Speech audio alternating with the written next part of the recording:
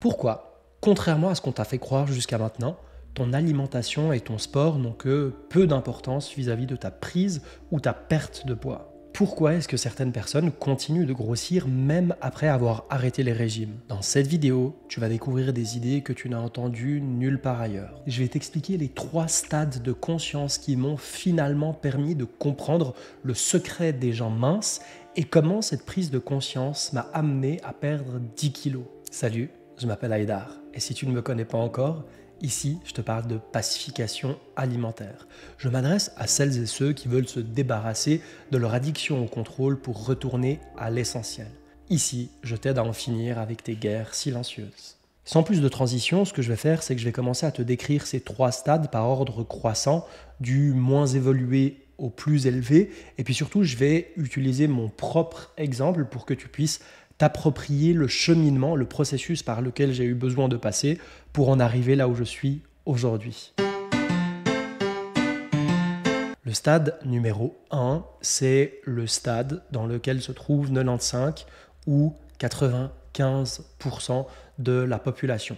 L'idée est assez simple de ce stade. Moi, j'y ai passé plus de 10 ans, donc une très longue période. Et ce stade est caractérisé par l'idée selon laquelle pour réussir à maigrir, il faut un déficit calorique qui est amené, déterminé par le biais de la volonté, de la motivation et du mental. C'est-à-dire concrètement, l'idée générale de il faut manger moins, et puis il faut bouger plus, et puis il faut changer sa diète et son alimentation, et puis il faut se mettre au sport, à l'activité physique. Peut-être qu'en entendant ça, tu te dis bah oui, c'est évident, c'est ça, enfin, c'est de quoi il parle.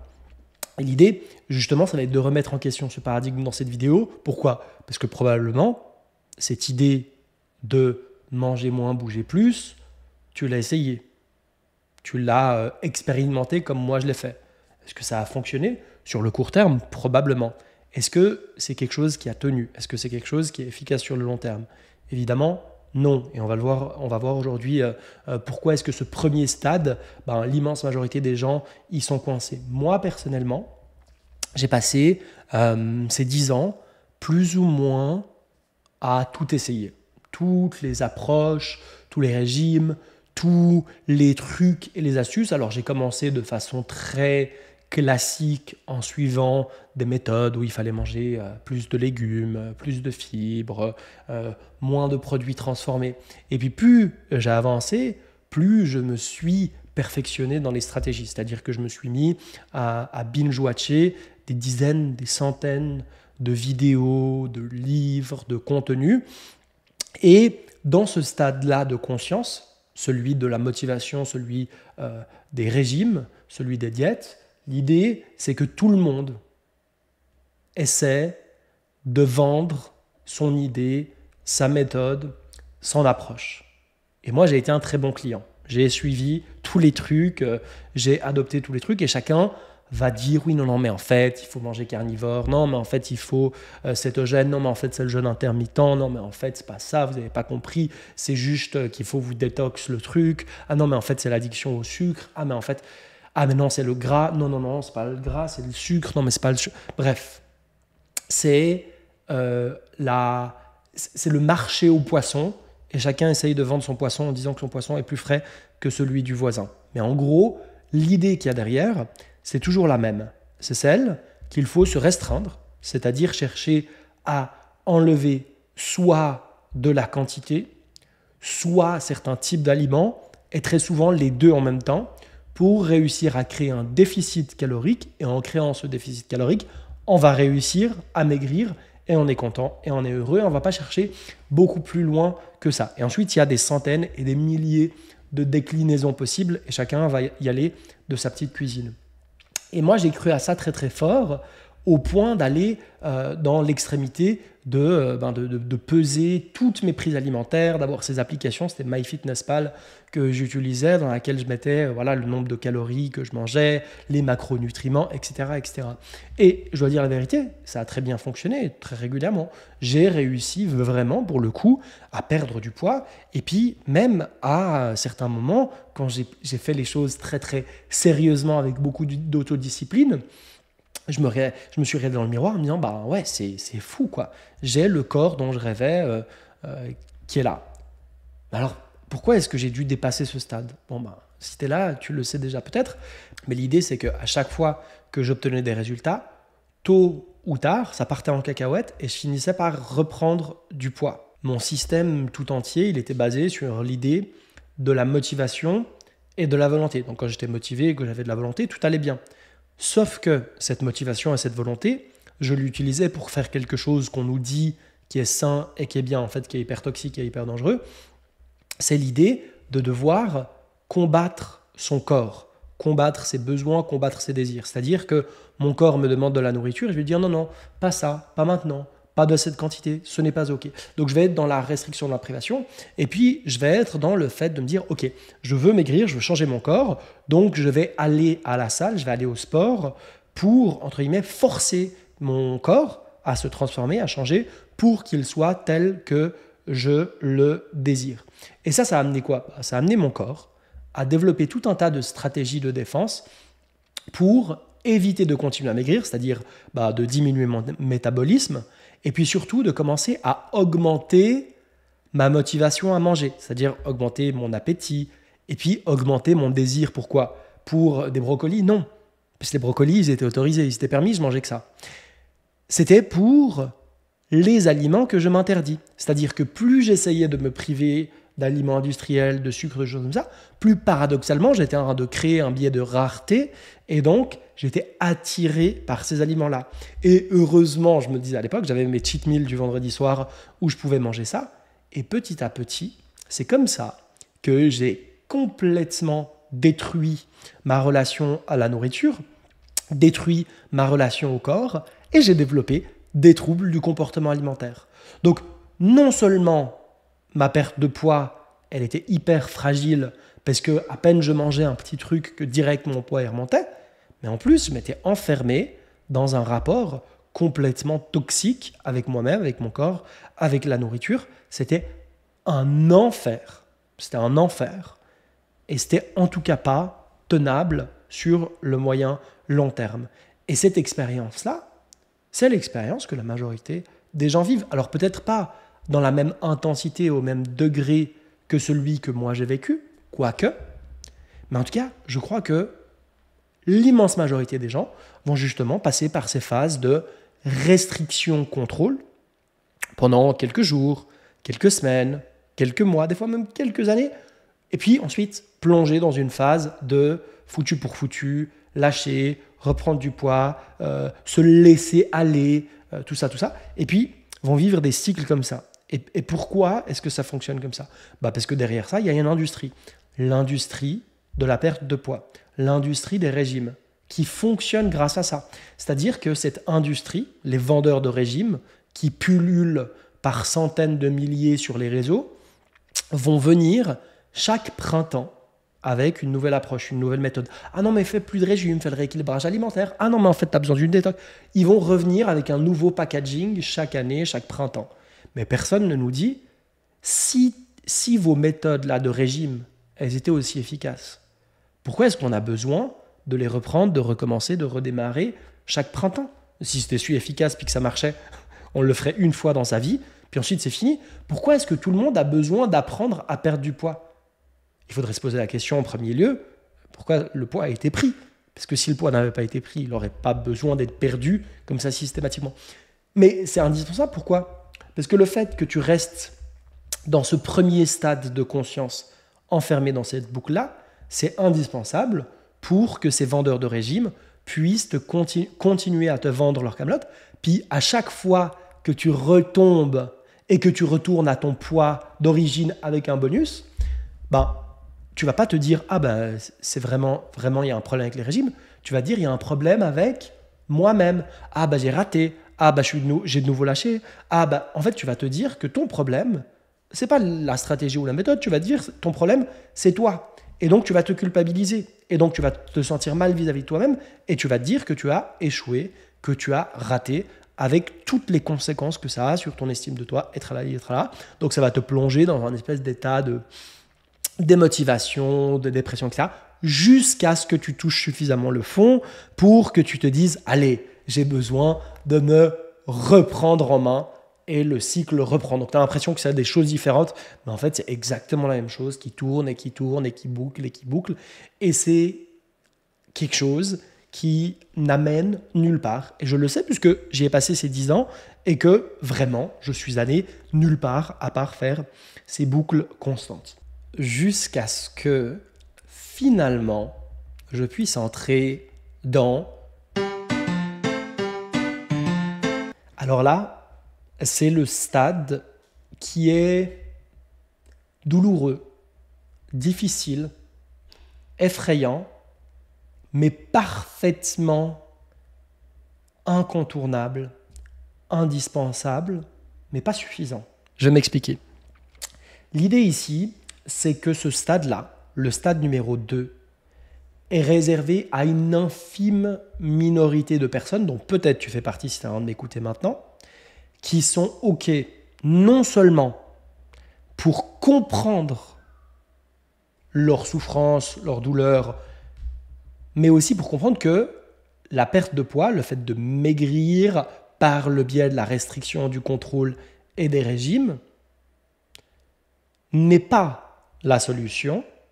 Et au-delà de comprendre que les régimes et la restriction et le contrôle sont un problème, décide d'agir pour sortir de là. Et pour moi, au bout de ces 10 années de lutte et de guerre avec mon corps, d'obsession, d'addiction au contrôle, je comprends finalement que les régimes sont toxiques et je décide qu'il est temps que j'arrête de faire la guerre à mon corps et que je fasse la paix entre le mental et le corps. Et par conséquent, la première chose que je vais mettre en place, c'est l'arrêt, le rejet radical des régimes et du contrôle. Donc, l'autorisation radicale de manger. Je me suis autorisé à manger tout ce que je voulais, quand je voulais et en n'importe quelle quantité. Et quand je dis ça, ça peut être effrayant et je te promets que quand je l'ai fait, c'était complètement effrayant parce que je perdais tout le contrôle, toute l'autodiscipline que j'avais mis des années à essayer de construire et surtout, je voyais mon corps se transformer. J'ai pris énormément de poids en très peu de temps et ça a été absolument effrayant et en même temps complètement indispensable. Indispensable pourquoi ? Parce que c'est ce qui m'a enfin permis de faire plusieurs choses. D'abord, de relancer mon métabolisme. Ensuite, de permettre à mon corps de retrouver une relation saine et normale avec la nourriture. C'est-à-dire que la nourriture, ce n'est pas quelque chose de rare, ce n'est pas quelque chose de précieux, ce n'est pas quelque chose de dangereux, c'est juste de la nourriture. Mais surtout, ça m'a permis quelque chose de beaucoup plus important, c'est de comprendre qu'en fait, mon corps n'avait jamais été le problème. Je ne souffrais pas à cause de mon corps. Je souffrais à cause du désamour, du manque d'estime que j'avais vis-à-vis de moi-même, de mes problématiques vis-à-vis de ma valeur. Et j'imaginais qu'en réussissant à maigrir et à changer mon corps, j'arriverais à résoudre mon mal-être intérieur, mes insécurités, mes traumas, tralali, tralala. Mais ça n'était pas vrai. Pourquoi ? Parce que le corps, ça n'était pas le problème. C'est juste que j'avais projeté mes problématiques sur mon corps. Et quand j'ai compris ça, j'ai compris aussi que je n'avais pas besoin d'être mince, je n'avais pas besoin d'être esthétique pour aimer mon corps. Aimer mon corps, c'est inconditionnel. J'aime mon corps, quel que soit son poids, quel que soit le reflet qu'il a dans le miroir, quel que soit le regard des autres. Parce que si je dis à mon corps, je ne t'aime que et exclusivement si tu corresponds à ce que j'attends de toi, alors ça n'est pas de l'amour. C'est des conditions. Et quand il y a des conditions, ça n'est pas de l'amour. C'est de la violence, c'est de la manipulation. C'est pas de l'amour. Bon, j'ai enfin découvert qu'est-ce que c'était l'amour de mon corps et l'amour de soi lorsque je me suis enfin autorisé à laisser mon corps retrouver son intelligence et puis gérer les choses. Et ça a été effrayant, ça a été extrêmement difficile, mais c'est aussi pour ça, et c'est aussi grâce à cette expérience que j'ai pu démarrer, fonder la pacification alimentaire dont je parle ici, et depuis, puisque c'était il y a 8 ans en arrière, aider des centaines de personnes à faire de même. Pourquoi? Parce qu'une fois qu'on a dépassé ce stade de autorisation radicale de manger, enfin, on peut s'intéresser au cœur du problème, à la racine du problème, qui n'est pas l'alimentation, qui n'est pas le corps, mais qui est effectivement le rapport à soi. Et c'est pour ça que dans la pacification alimentaire, je ne vais pas trop m'étaler là-dessus, parce que tu le retrouves dans plein d'autres vidéos, mais on utilise l'outil de la pyramide avec ses 5 étages qui nous permet de déverrouiller une étape après l'autre, un étage après l'autre, les différents besoins, les différents blocages, les différentes choses qui nous empêchent d'être en paix avec soi, avec son corps, et donc qui vont provoquer toutes ces guerres, tous ces symptômes, toutes ces choses. Donc l'idée ici, c'est vraiment de comprendre dans ce deuxième stade que les régimes, le contrôle, la restriction sont une forme de violence vis-à-vis de soi, et qu'on a besoin de sortir de cette violence. Mais il faut le dire, lorsque j'ai été là-dedans, lorsque j'ai été dans cette forme de prise de conscience, de manière complètement légitime et naturelle, j'ai développé une forme de militantisme anti-régime, anti-diète, avec un peu de sarcasme, et je vous en offre régulièrement ici dans mes vidéos réactions, de sarcasme, de rejet, pour ce qui vraiment, pour moi, revêt d'une forme de médiocrité intellectuelle des vendeurs de régime qui vont promouvoir des idées qui ne font pas sens. Et donc, j'ai été beaucoup dans le rejet de ça, dans la déconstruction de ça, et c'est absolument indispensable. Mais chez les personnes que j'accompagne, souvent dans les débuts du processus, je vois qu'il y a un risque, je vois qu'il y a un piège. Et le piège, c'est finalement de rentrer dans une posture de contre, d'opposition. Donc on va faire tout le contraire de ce que les régimes, de ce que les diètes disent de faire. Mais on voit bien qu'en faisant ça, quand je suis contre les régimes, en fait, je continue de donner de l'importance aux régimes, puisque je fais ce que disent les régimes, mais à l'inverse, le contraire. Et du coup, les régimes, ils ont toujours une importance, puisque je me dis que je dois faire le contraire des régimes. Alors que si je comprends que les régimes sont juste débiles et n'ont aucune importance, je peux choisir librement ce qui m'intéresse ou pas. Ce que je veux dire, c'est que souvent, quand on démarre la pacification alimentaire, et c'est normal, tout le monde un peu passe par ce stade et j'y suis passé aussi, on va prendre la pacification alimentaire comme un nouveau régime. Et on va chercher à être performant. Ah, maintenant, j'ai envie d'être performant dans mon autorisation de manger. Et du coup, je vais me forcer à systématiquement écouter toutes mes envies et tous mes désirs, parce que si je ne le fais pas, ça veut dire que je ne suis pas un bon élève de la pacification alimentaire. Et ça, c'est un risque. Et je travaille dessus avec toutes les personnes que j'accompagne, en disant, attends, là, tu es rentré de nouveau dans une forme de performance et de règles, alors que la pacification alimentaire, il n'y a pas de règles. Il n'y a pas une règle qui te dit, tu dois être performant et tu dois manger tout ce qui te donne envie systématiquement. C'est pas du tout. Alors c'est une phase au début, parce que quand on est dans la phase de larve, on va avoir envie beaucoup, et on a besoin pour compenser toutes ces années de restriction d'aller là-dedans, mais ce n'est pas une règle, ce n'est pas quelque chose de dogmatique. Et surtout, l'idée et le risque ici, c'est ensuite de s'enfermer dans un état d'être où, pour le reste de son existence, on va prendre toutes les choses qui s'apparentent au régime et aux diètes, par exemple le fait de manger des aliments non transformés, des aliments bruts, des légumes, par exemple le fait de marcher, d'aller au sport, toutes ces actions, toutes ces choses, on va se dire « Ah, ça c'est mal, ça c'est mauvais parce que c'est les régimes et je vais juger et je vais repousser tout ce qui s'apparente à ça et surtout, je ne ferai jamais ça parce que si je fais ça, ça veut dire que je retourne dans le contrôle et au régime. Et donc, j'observe des personnes qui auraient envie de manger des aliments moins transformés, de retourner au sport, de machin, mais avec une forme de culpabilité, de se dire « Oh mon Dieu, je me sens coupable, peut-être que en fait, je suis en train de retourner au régime, je suis en train de retourner au contrôle. » Et donc, on développe un truc biaisé de culpabilité, d'avoir envie de maigrir, de culpabilité, d'avoir envie de prendre soin de sa santé, de culpabilité. Et je pense que cette culpabilité-là n'est pas beaucoup plus pertinente ou beaucoup plus intéressante que la culpabilité qu'on vivait lorsqu'on était dans les régimes.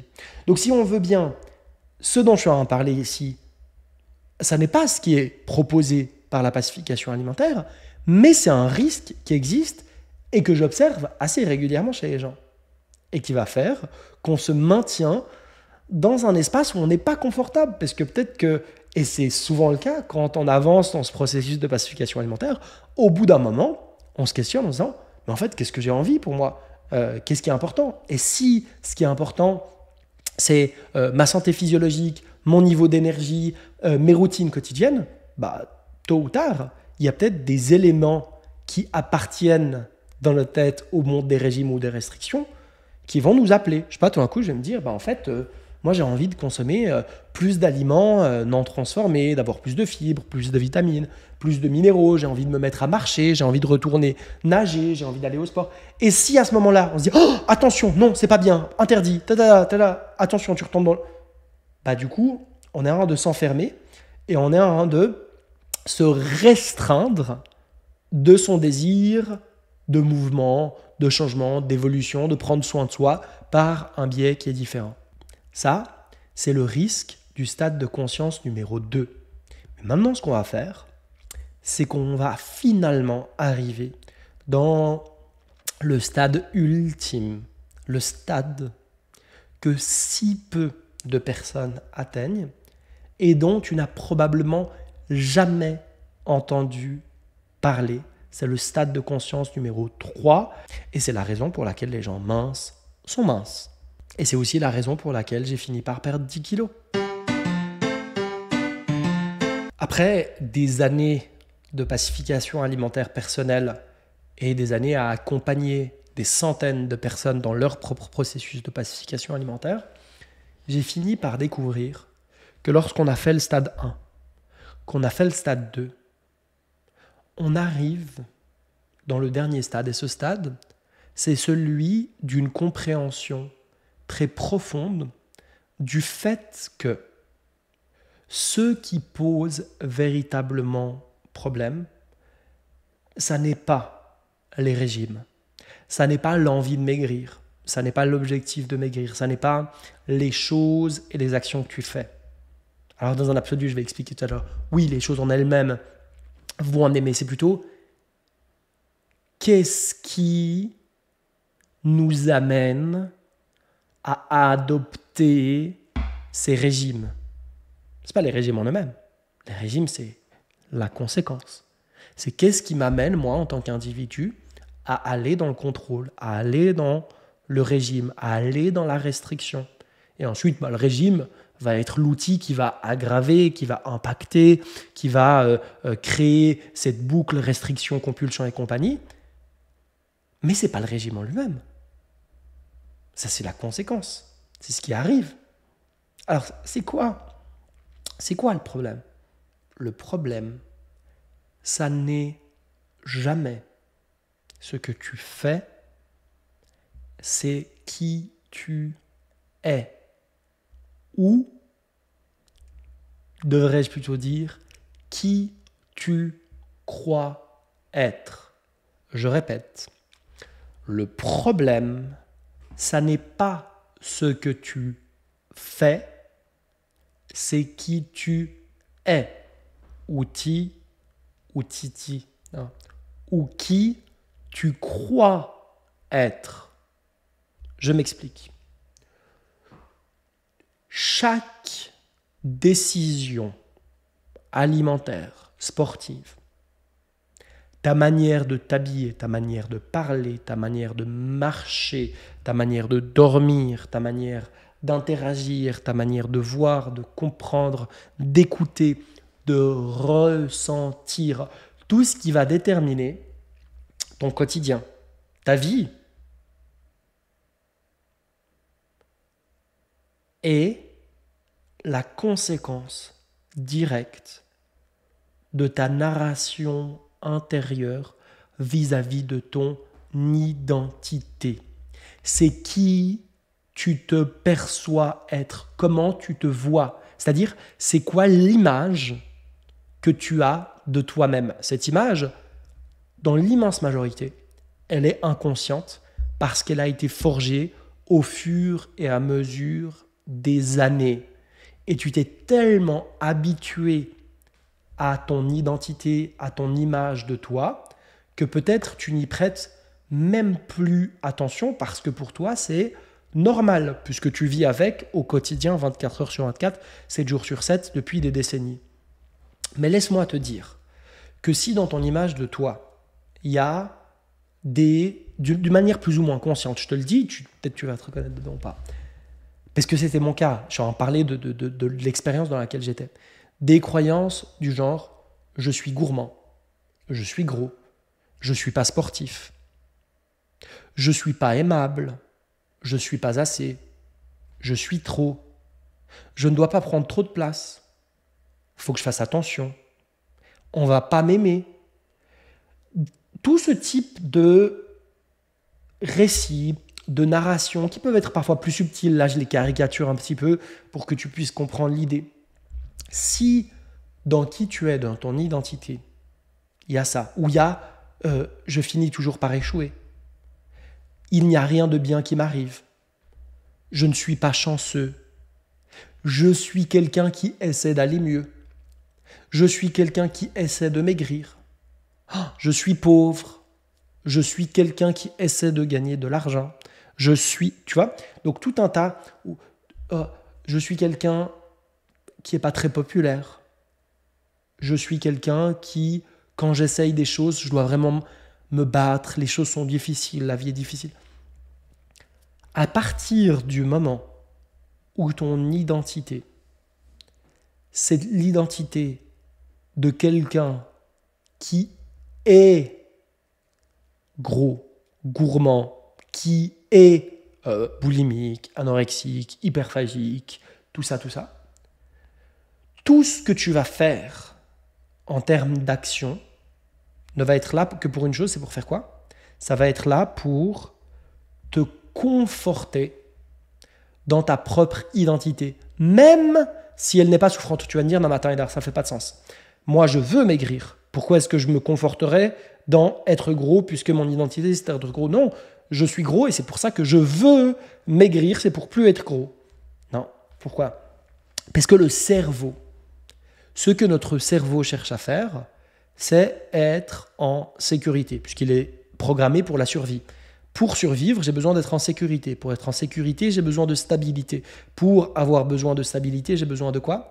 J'ai besoin de cohérence entre mon identité et la manière dont j'agis et la manière dont je me conforme à mon identité.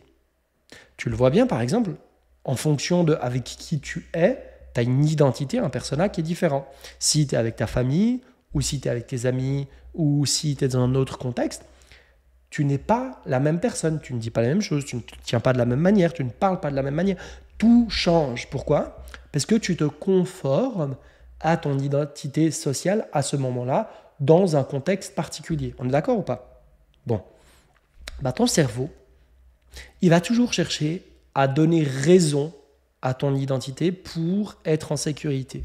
Et donc, si ton identité, c'est « je suis quelqu'un de gourmand », même si tu te restreins, tu vas dire « je dois me restreindre parce que je suis gourmand ». Donc, tu vas lutter avec de la volonté, de la motivation et de l'autodiscipline contre ton identité.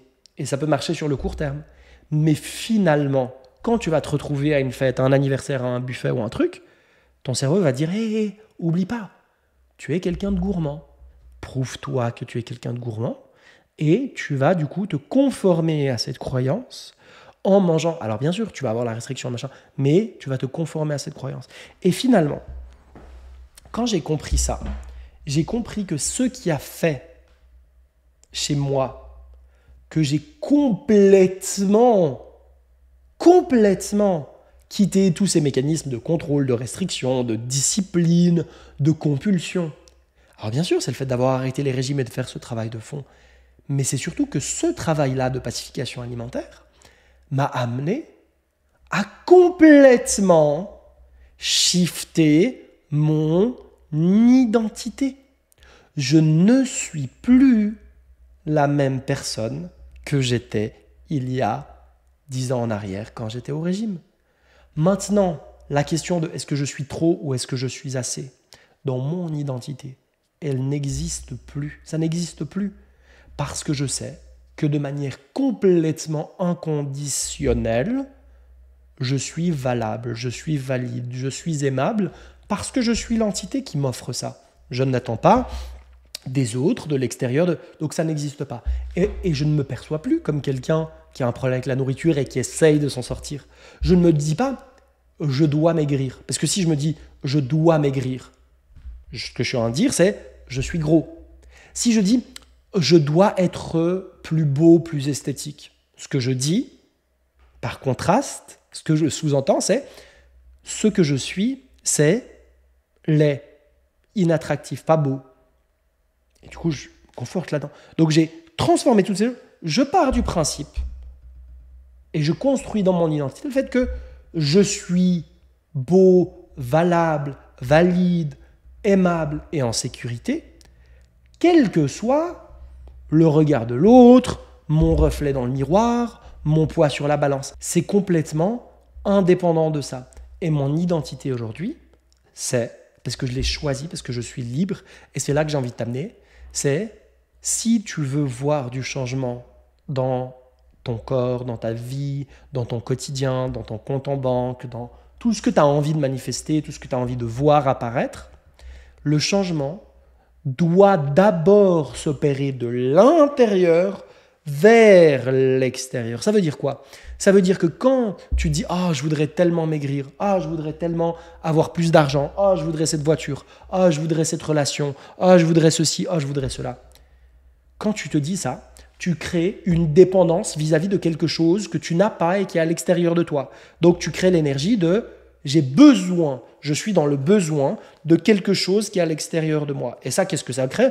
Ça crée que tu es dans le besoin de quelque chose que tu n'as pas. Et puisque tu affirmes que tu ne l'as pas, tu ne l'as pas. Puisque ton identité, c'est de ne pas l'avoir. Et c'est de t'imaginer, lorsque je l'aurai, je me sentirai quoi? Allez, imaginons, ce que tu veux, c'est maigrir. Très bien, prenons cet exemple.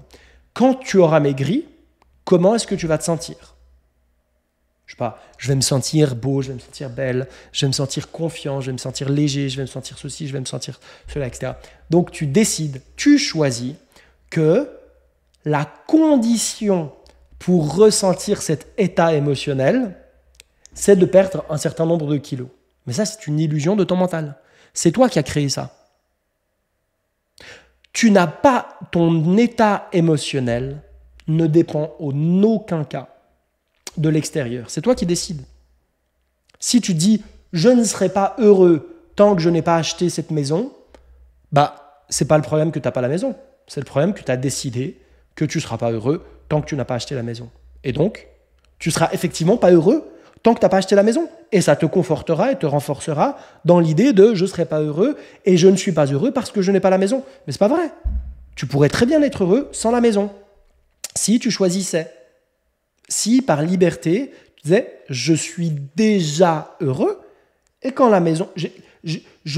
En fait, tu peux déjà vivre l'état émotionnel lié au fait de maigrir, ou lié à la maison, ou lié à machin, avant que ça arrive dans ta réalité. Et je suis persuadé, maintenant il y a plein d'hypothèses quantiques, de manifestations, de spiritualité, je sais pas quoi, je ne veux pas rentrer là-dedans, c'est pas du tout mon truc, et c'est pas mon terrain d'expertise. Mais les univers parallèles, les machins, les trucs, il y a beaucoup d'hypothèses de pourquoi est-ce que ta réalité extérieure commence à changer seulement, et c'est vraiment l'expérience que j'ai faite, quand tu changes ton état intérieur, ta fréquence, ton énergie, ton identité, ton état émotionnel de base. Et donc, si tu te dis « lorsque j'aurai maigri, je me sentirai comme ça », non. D'abord, tu te sens comme ça. Par exemple, je m'aimerai quand j'aurai maigri. Non. D'abord, tu t'aimes avec un amour qui est véritable, c'est-à-dire un amour inconditionnel, qui ne dépend d'aucune condition. Et c'est en t'aimant de façon inconditionnelle que tu ouvres la porte au fait de maigrir. Pourquoi? Parce que quand je m'aime de manière inconditionnelle, quand j'aime mon corps de manière inconditionnelle, j'ai plus envie de le faire souffrir, de le punir, de le priver. Quand j'aime mon corps de manière inconditionnelle, j'ai envie de lui faire du bien. De lui faire du bien en lui offrant du repos, mais aussi du mouvement, en lui offrant des aliments qui lui font du... Tu vois, tu as envie de te faire du bien et tu commences à mettre en place des actions pour te faire du bien. Et ces actions, ce n'est pas les actions qui te font maigrir. C'est le fait que tu as transformé ton identité de quelqu'un qui se déteste et qui se combat à quelqu'un qui s'aime et qui se fait du bien. Moi, j'ai choisi, donc c'est de la liberté. Tu es libre de créer ta réalité, ton quotidien, par le fait de créer qui tu es, comment tu te perçois. C'est toi qui choisis, parce que tu ne vis pas dans le monde, tu vis dans ton monde. Et tu es le Dieu de ton monde, puisque tu as le pouvoir de choisir ce que tu crois, et que ce que tu crois va construire ce que tu perçois. Et ce que tu perçois va construire ce que tu penses, ce que tu ressens, et donc ce que tu fais. Et donc cette chaîne-là, elle va t'amener à vivre une réalité qui est complètement différente. Ce qui veut dire ici que moi, j'ai choisi de me dire, je suis en bonne santé, je suis plein d'énergie, je suis beau, je suis aimable, je suis apprécié, je suis riche, je suis chanceux, je suis merveilleux. Et j'attends pas que la réalité dehors me dise tout le temps qu'elle aille dans mon sens. J'attends pas ça, j'ai pas besoin. Je crée cette réalité interne. Ça ne veut pas dire que je suis dans le déni de ce qui arrive à l'extérieur. Ça veut juste dire que je cultive cet état émotionnel en moi, cette perception de moi. Et donc, tout ce qui, à l'extérieur, conforte ma croyance, je le remarque, je le vois, je m'en nourris. Et tout ce qui vient les fois où j'ai pas de chance, les fois où il y a des choses qui vont à l'encontre de ça qui arrive, je les vois, je les prends, je les accepte, je ressens l'émotion qu'il y a vis-à-vis de ça. Mais je choisis simplement de ne pas faire rentrer ça dans mon système en tant que croyance identitaire. J'ai conscience qu'elles existent, je sais qu'elles sont là, je suis réaliste dans le sens où je vois bien, mais je n'ai pas besoin de me définir ou de mettre mon attention dessus. Pourquoi ? Parce qu'en anglais, on dit, je vais essayer de le dire correctement, mais where focus goes, energy flows. Où ton focus va, il y a ton énergie qui circule. Et donc, si tout ton focus va vers ce que tu ne veux pas, comment tu vas t'en sortir, comment tu vas aller mieux, comment tu vas, du coup, tu es en train de nourrir la réalité dans laquelle tu t'es auto-enfermé. Si tu es encore là à ce moment de la vidéo, c'est probablement que ce que je dis ici te parle. Si toi aussi, tu as envie de vivre ce processus de pacification alimentaire, tu as envie de pouvoir faire ce travail de fond et tu as envie surtout de pouvoir vivre ce shift identitaire de quelqu'un qui est dans cette souffrance, dans cette galère, dans ce circuit de tourner en rond à cet alignement, cette congruence, cette légèreté et cette liberté, tu as la possibilité de cliquer sur pacificationalimentaire.com qui est en description dans l'espace commentaire. Pourquoi ? Parce qu'à partir de là, tu vas pouvoir découvrir en quoi consiste le processus. Tout est expliqué en long et en large. Tu vas pouvoir découvrir des centaines de témoignages de personnes qui sont déjà passées par là. Et si tu as envie qu'on travaille ensemble, c'est là que l'aventure démarre. Et j'espère que je te retrouve de l'autre côté si c'est ce qui est juste et pertinent pour toi, mais c'est un chemin qui demande du courage et c'est pour ça que je m'adresse à des personnes qui sont prêtes à faire preuve et exercice de ce courage. Dans tous les cas, ça a été un plaisir et je te dis au prochain épisode. Au revoir.